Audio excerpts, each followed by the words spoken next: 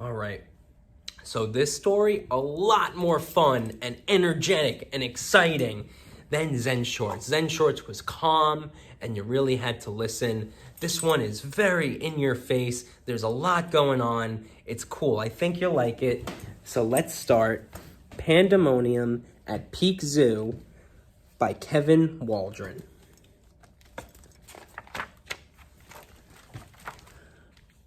A new panda has been born at Peak Zoo. Mr. Peak, the zookeeper, and his son, Jimmy, are busy making her feel at home. Her name is Lulu, and she is a VIP, a very important panda. VIP actually means very important person, right?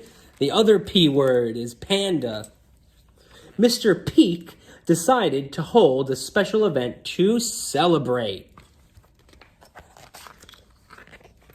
Mr. Peak daydreams about the animal parade. How heavenly it will be. Animals marching through the zoo in a perfect straight line. Everything in apple pie order. The night before the big day, Mr. Peak prepares a to-do list. Early the next morning, he steps out proudly in his bottle green uniform with Jimmy by his side. They share the jobs between them, right? Father and son working together. Oh gosh, says Mr. Peak, I forgot to include Feed the Lion on the list. But leave that to me. Mr. Whiskerwitz will not be forgotten. Jimmy, my boy, everything is tickety-boo for our big day at Peak Zoo. Let's look at the list that Mr. Peak and Jimmy have to do today before they get ready for the zoo parade. 1. Let's count. Let's count with our fingers, too. How's that? 1. Feed giraffes. 2. Feed penguins. 3. Check gecko tank. 4. Check polar bear pool. 5. Check elephants. What comes after 5? 6. Clear tortoises. Clean tortoises, excuse me. 7. Feed monkeys. And what comes after 7? Anyone know? 8. Feed pandas. Let's see how this plan goes. First, Jimmy feeds Angela and Egbert. Who's Angela and Egbert? What are those two? Those are giraffes, right? The 2 giraffes, though he needs a little help to lock the door. Meanwhile, Mr. Peak feeds the penguins. But he forgets to shut the gate. Oh no. Jimmy checks the temperature in the gecko's tank. Little Harold helps him record the figures in his daily report, right? Mr. Peak does the same for the polar bear, but he is not really paying attention. Oh no, he's making it too hot for the polar bear, right? Polar bears don't live in hot. What's the opposite of hot, right? Cold. What's the opposite of zen? It's pandemonium. Let's cool the pool down for you, Herbert, he says. Oh no, he's not looking at what he's doing. Jimmy washes Eleanor and her baby elephants, and they provide a handy car wash. I love that. Look, the water comes out of the elephant's big nose, right?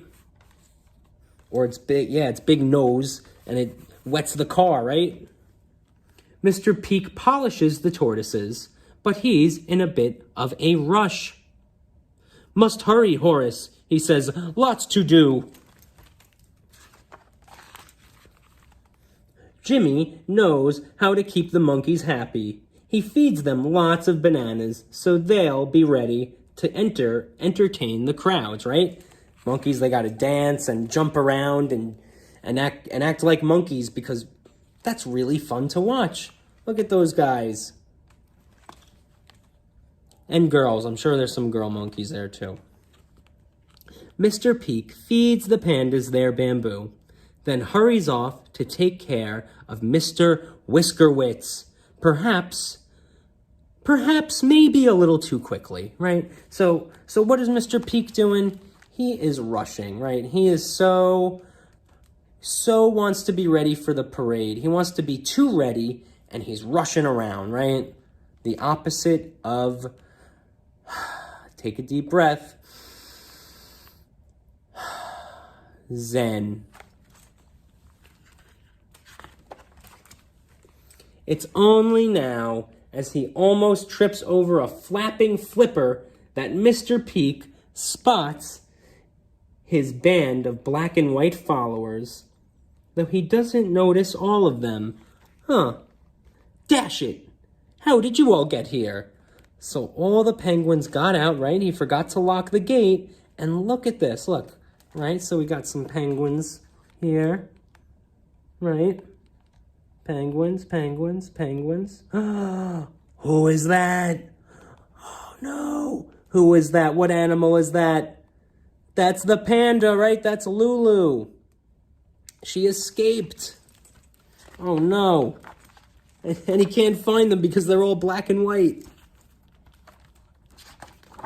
All right. Come along, Jimmy, Mr. Peak calls. Help me get these penguins home, will you? Hurry up, everyone. Follow me now. I'm awfully sorry for Mr. Whiskerwitz. I'll have to feed you later. But not everyone follows Mr. Peak, right? Who's not following Mr. Peak? Lulu, who he doesn't see.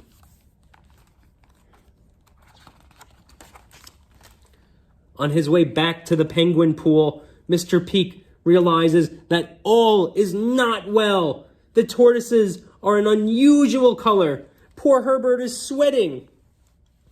And worse still, Lulu is missing. Oh no. What color is a turtle shell? It's brown.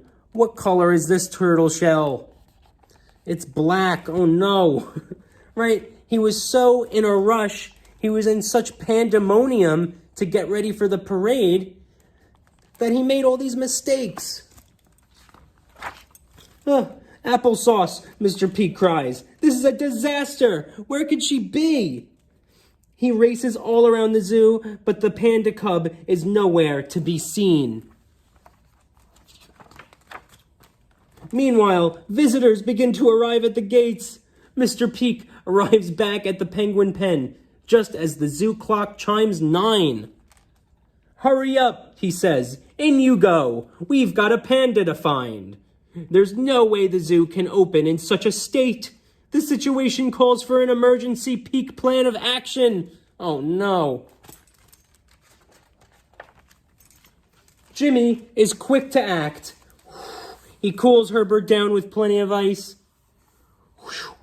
And has everything back in apple pie order before you can say hippopotamus. But first, he spruces up the tortoise's shells. But there is still one thing left for him to do.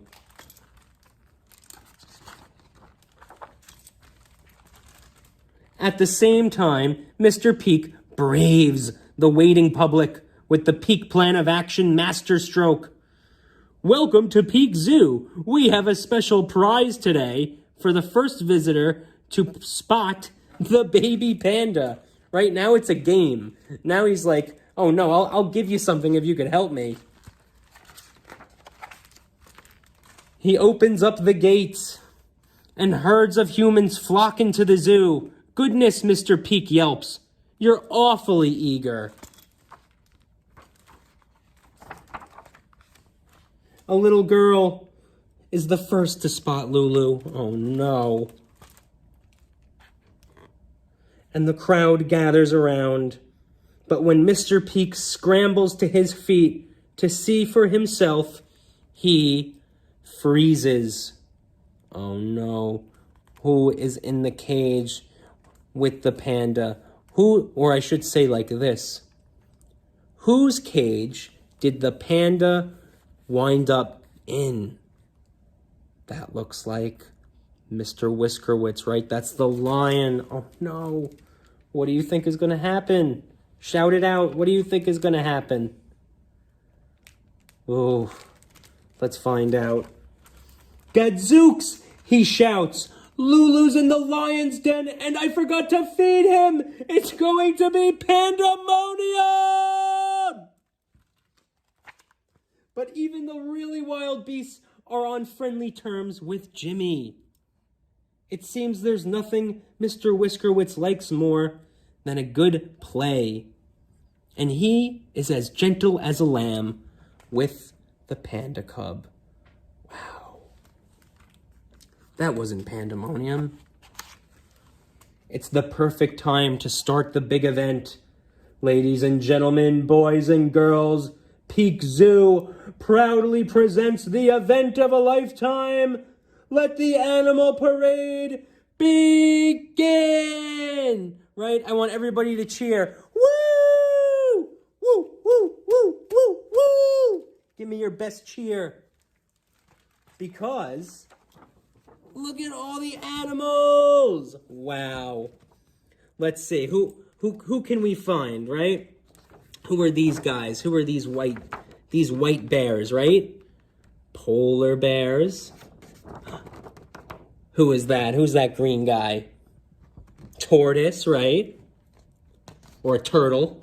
Who's on top of the green guy? Monkeys. And they're on top of the polar bear. Let's see. Who are these big blue guys? Who are those? Or girls? Those are elephants, right? And then long necks, right? Brown and yellow. They are giraffes. And then who do we have right in the middle? There's Lulu. Lulu the panda. And Mr. Peak, his dreams come true. Animals marching in a perfect straight line. Everything in apple pie order. Not a slip up in sight.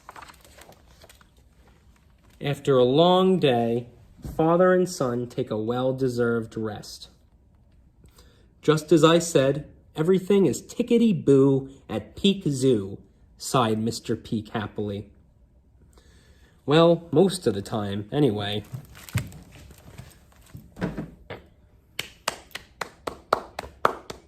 Cool, right? I love that story. Sometimes life is calm, and when we're calm, we can make good, smart choices, right? Just like Jimmy decided to play with the lion, where he could have freaked out, he could have panicked, and pandemonium could have occurred, and maybe something bad would have happened, right? So sometimes life is calm, and other times it's pandemonium. It's crazy. How about we do a song that's pandemonium? Got some pandemonium going on in it. Do you know 5 Little Monkeys?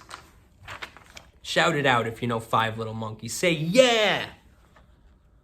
I love 5 Little Monkeys, but how about instead of 5 Little Monkeys, we do 5 Little Pandas? Ready? Let me start off, and then we can all begin, right? So you know how it goes. 5 little pandas jumping on the bed. One fell off and bumped his head.